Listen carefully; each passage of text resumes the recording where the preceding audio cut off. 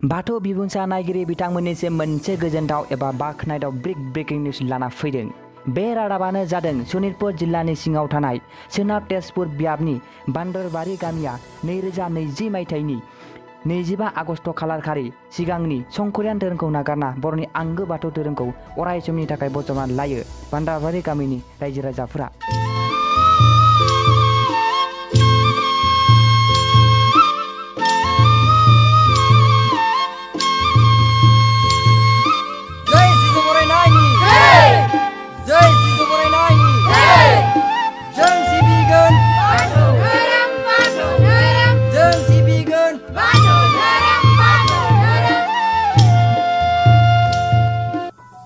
सुंल' मिथिनाय बायदिब्ला बान्दरबारि गामियाव मैया मंगलबार साननि समाव गं 78 नखरा संकरियान धोरोमखौ नागारना नामखर मन्दिर एबा थानसालिखौ एसे सोलायना सिगांनि वालखौ देफ्लंना सिगांथिं सिजौ गायसननाय जायो।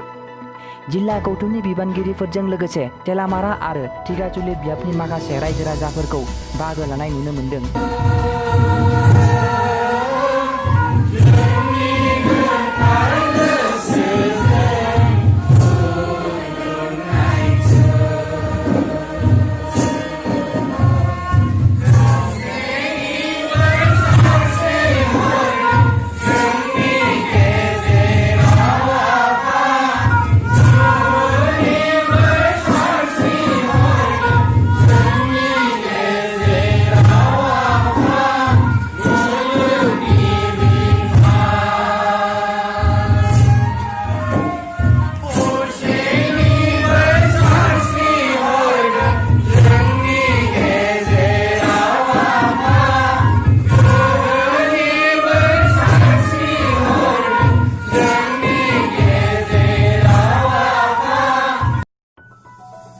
लोगोसे बै गामिनि गासै रायजो राजाफ्रा लैहोर फैनानै थानसालियाव सिजौ बिफांखौ गायसननाय जायो।